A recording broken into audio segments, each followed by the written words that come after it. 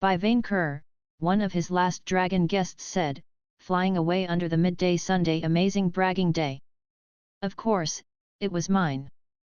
Vainqueur replied, which left his close family as the only remaining dragons. Ah, you're leaving. I do not want to leave my hoard unattended for long, Genialissime replied, his mate Blightswamp at his side. You know how many greedy ratlings live near my place. You avoid eating them for a year, and then they forget the food chain. Uncle Vainqueur, Uncle Vainqueur. Jolie could scarcely stay in place. Can I make my lair nearby? I want to become a great adventurer just like you. Jolie, there is a big flying city full of tasty elves and demons which now belongs to me, Vainqueur replied, happy to have company. I will gladly let you settle there. Great! Jolie squealed in happiness. I will bring my hoard there. It was the best bragging day of the century, Genialissime congratulated Vainqueur. I cannot wait to test my new magical powers on my cattle.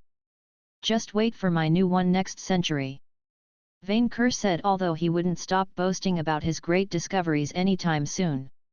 This system's discovery means so much for my princess studies. Blightswamp said, carrying Genialissime's offspring on her back. If nobles can evolve into emperors, then this may be the process that allows noble ladies to become princesses. If I can figure out how it works, honey, I think some of nature's mysteries are best left unanswered, Genialissime replied, apparently in a philosophical mood. The loss of his 3 princesses had left Vainqueur in a sad mood in contrast. After the elf wizard released them from their crystals, they had screamed at the sight of 200 dragons. It had taken 20 minutes for Manling King Roland to calm them down. Vainqueur had offered the Manlings to take one of his princess bags to carry them home, but they instead used horses to carry them away. The dragon blamed it on a culture clash. Vainqueur suddenly wondered if his dynasty perk could allow him to create and raise a princess collection. No, that would be too easy. He would just go to the elves for groceries. Vainqueur waved a hand at his family, as they flew towards the skies, officially ending his party on a satisfying note. Congratulations! For being recognized as emperor by a powerful head of state, achieving full dominion over Ishvania's monsters, and inspiring newfound respect as a monster lord, you earned a level in emperor and 2 levels in Kaiser. You gained the Imperial Authority and Malefic Secrecy class perk. Plus 60 HP, plus 10 SP, plus 3 STR, plus 3 VIT, plus 2 Ski, plus 2 AGI, plus 2 Int, plus 3 Cha, plus 2 LCK. Imperial Authority, reduce enemies' evasion by 20%.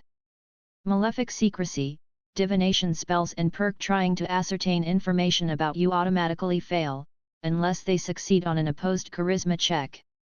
Vainqueur rejoiced at the news. The crest had worked.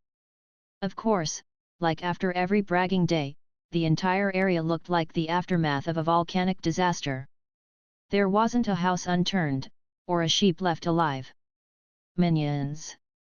Vainqueur ordered, the kobold rangers, gnolls, mimics and other servants rushing to his side.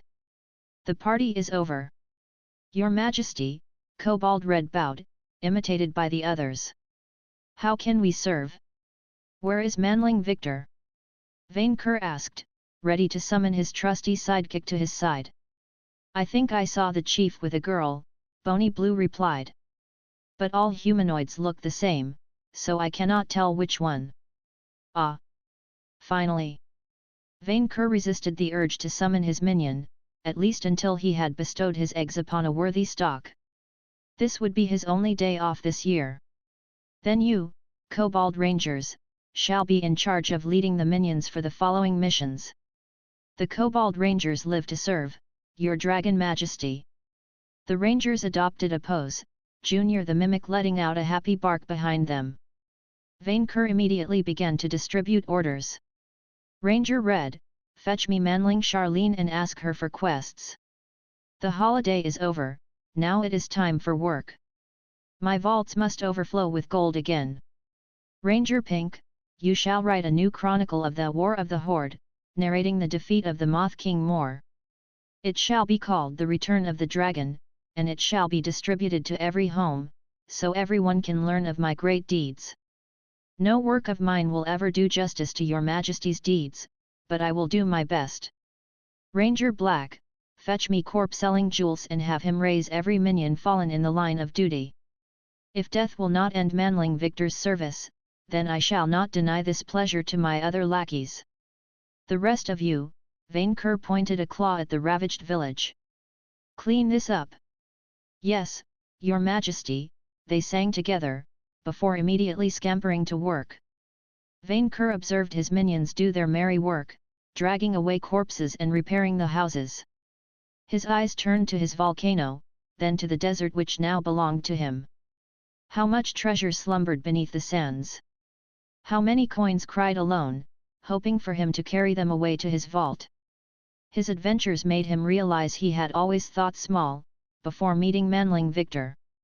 Now, he had to see big. Soon, the entire country would be his golden hoard. Everyone would know his name, and the false news of his death would be at long last forgotten. Come to think of it, Vainqueur had never punished the thieves who dared lie about killing him. With his bragging day done, he could finally focus on finding them. Then he would eat them, and take their cattle. Ugh! Victor woke up, his eyelids were heavy. His sworn enemy, Natural Light, assaulted him relentlessly. My head, he had tried his best to drink himself into oblivion after last night's disaster. Due to his red dragon life force, he had needed a lot of alcohol for it to stick, but he had managed to overcome it. Victor managed to open his eyes, his mind foggy. His back and neck hurt like hell, and his eyes struggled to become accustomed to the lighting. What happened? He remembered the dragon's mass discovery of the system, Kia getting angry at him for the whole Soul Nethermart thing, teaching beer pong to Sav and Jules, asking Allison how he could convert to Sibylle, the Noel bum fight, comforting Charlene after Croissant drunkenly admitted that he fed her cakes to fatten her for dinner. Victor's eyes snapped open. His eyes acclimated to the light, and Victor realized he was in an unknown, dirty bedroom, sharing a bed with someone else. The owner didn't keep the room clean, and he could see fleas hopping on the ground. Werewolves had fleas. The seed of doubt worming itself in his heart, Victor slowly raised the blanket to peek at who slept underneath. Please gods, anyone but Chocolatine. Kia, Allison, Isabel Moore, even Pink Ranger, anyone but her. Thankfully, it wasn't Chocolatine. My head, apparently, Charlene had drunk as much as he did. Ugh, Victor sighed in relief, before realizing that he comforted her in more ways than one. He glanced at the bedside, finding a fully clothed Croissant snoring on the ground with a bottle in one hand, and Victor's scythe in the other. He used me to scratch his back, Furubin complained, sounding broken. To scratch his back. Victor blinked at the sight, his eyes moved to Charlene, then back to Croissant, and finally back to Charlene, who returned his gaze. That's awkward, Victor said. Charlene glanced at Croissant with an angry sneer. He tried to fatten me for dinner, she said, serves him right. He had forgotten how petty she could be when revengeful. So, I still don't like you. Charlene thought over it. You're good, but I still don't like you. Figure. Then why? You screwed me over with the dragons. No, but yes. So I screwed you. Okay. His life was weird. Someone knocked on the door, with Charlene immediately hiding beneath the blanket and faking sleep, the chief of staff putting on some pants just as an impatient Allison entered the room. Ah, Vic, you are done, Allison said, upon glimpsing at the sleeping form in the bed. First, let me say that I am so very happy you took my lessons about the worship of Sibylle to heart. Yet, I figured out I should worry about my afterlife as soon as possible. Second, She paused upon noticing Croissant sleeping on the ground, and fell silent. Not even remotely what it looks like, Victor insisted. Allison said nothing, and then showed him a casket. I brought you ice and healing potions for the breeding line outside. I hope we have enough. The breeding line. Had he heard right? His head was heavy. Yes, the line outside the house. What the happyland did he do last night? Still in the throes of the hangover, Victor looked through the bedroom's window. A line of people, mostly women of all ages, waited in front of the house. More than 100. How did this happen? Yes, you kinda made it loud that you wanted to breed last night. The village is depopulated, and you are the second most powerful person in the empire. Allison rolled her eyes at the word. You do the math. No way. It was too good to be true, so it wasn't. There had to be a trap. He examined the line in detail, and it confirmed his fear. Most were werewolves in human form, but half of them weren't human-looking at all. Furry gnolls, kobolds, mimics, festering ghouls. How many? Victor asked, worried. Since you told them you met their god, who made you his prophet and ordered the banishment of household pets, the entire cult of the Moon Man wants a piece of your genes. Add some gnolls and kobolds, the fact that the mimics seem obsessed with seeing your sword treasure. At that moment, Victor realized that there could be too much of a good thing. A terrible idea crossed his mind. Who is the first in line? He asked. Allison's smile didn't reach her eyes. No. Oh please gods, no. Adianiac, her voice came from behind the door. Victor immediately attempted to jump through the window and escape. Much like Vainqueur in Haute-Mer, his new dragon wings prevented him from passing through. This world sucks, he complained, desperately struggling to squeeze through. In your case, Allison said, before pushing on his back to help him escape, maybe in more ways than one. You foolish fiend! Kia pointed her sword at that cursed building. Why should I not bring down this place? This is a free trade area, and Happyland has invested with the full support of the Emperor, the bug fiend Malphasant replied, he and other demons protecting the Nethermart. Our presence here is perfectly legal. It is unethical, the knight complained, disgusted. I am not cleaning Ishvania of Moore's fiends just to let others take it over. Miss Kia, this is the perfectly normal result of a free market economy, the fiend replied with a hint of smugness. Nature abhors a vacuum. We are only answering the market's needs. So will we. A pillar of light fell from the heavens, a golden-haired angel materializing next to Kia herself. Meal. Kia recognized that angel, from the time she ended up in heaven back when she had just started her adventurer career. Hi Meal, have you finished your internship? Good morning, Miss Kia. Indeed, I am now a full-fledged Heaven Counselor. I must inform you that you should upgrade your subscription to Heaven Plus. For your sake. Angels. Meaning well, but pushy.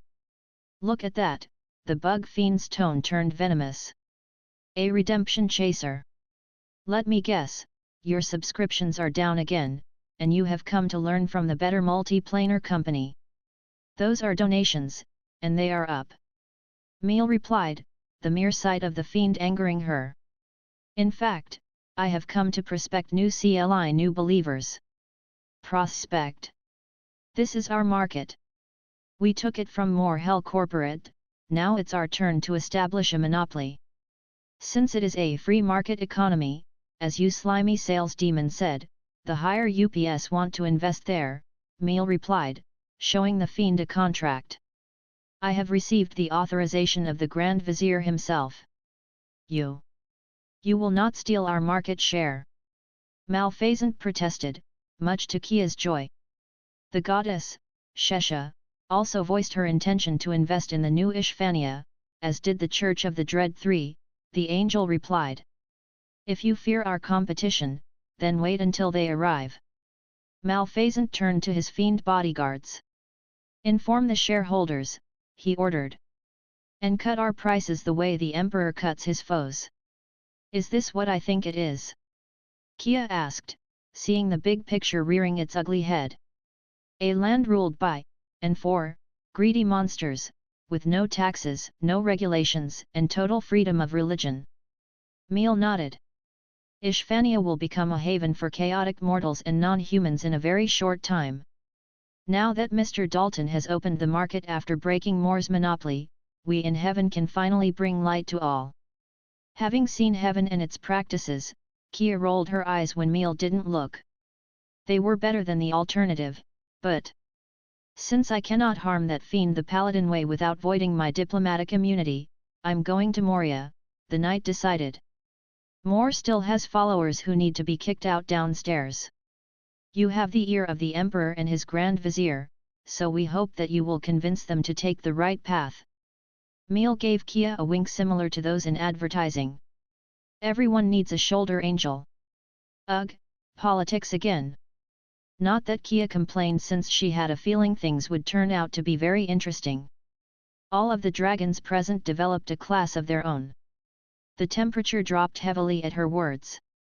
The red-eyed, carnivorous trees of the dark forest observed her with hunger, ready to tear her limb from limb at their master's command.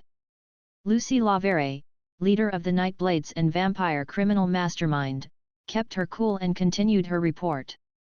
I destroyed the bindings of the Hellgate as you asked, but the dragons tore through Moore's army, leaving it in shambles. Vainqueur has claimed Ishvania as his own, with Gardy-Magnus' support. Most of his guests followed his example, and decided to become adventurers. Why did you not assassinate the dragon's main minions before the attack? Her mistress pointed out, her voice betraying a hint of anger. The situation had gotten far out of hand. You didn't ask, Lucy replied. You ordered me to destroy the seals. No more no less. Besides, it did not stick. In the end, Lucy was a mercenary, and she had some laundered gold stashed at Vainqueur's castle. You do not mess with your bank. Lucy's mistress, the farmer Melodius, who went by the name Melodius when falsely claiming humanity, rested on her throne of black, cursed wood, her face one of stone. Her eyes stared through Lucy, while her fingers tightened on the apple of knowledge. Not it, but through, as if she was a ghost. Eyes were the windows of the soul. But Melodius had none. Her eyes promised neither pity nor praise, they promised only annihilation. Lucy believed that if pure, distilled evil existed in the world, then it must have looked exactly like that woman. Lucy worked for the Dark Woman so she could walk under the sun and learn her ancient magic, but had no reason to be overzealous. She knew that the farmers hated all other life, and the criminal wasn't stupid enough to think she would somehow be spared once her usefulness had ended. The fairy joined her fingers, thoughtful. This has gone too far, she said. I wanted to avoid involving the dragons, but it can no longer be helped. Lucy said nothing, waiting for her mistress to elaborate. As usual, she didn't, keeping her cards close to her chest. You are dismissed, Melodius declared. Keep an eye on Vainqueur and Gardy-Magnus, until I have further need of your other services. That was how Melodius worked, fostering chaos in the shadows without involving herself directly. She had empowered Moore with knowledge, hoping he and Gardy-Magnus would slaughter one another, leaving only the farmer victorious. In a way, she had solved the Ishvania problem, by making a bigger one. My teacher, Lucy nodded and began to recite a teleport spell. Before vanishing, she caught a glimpse of Melodius glancing at the immense, stone gate behind her throne, the greatest, most secret treasure of the farmers. The gate to that strange world called Earth.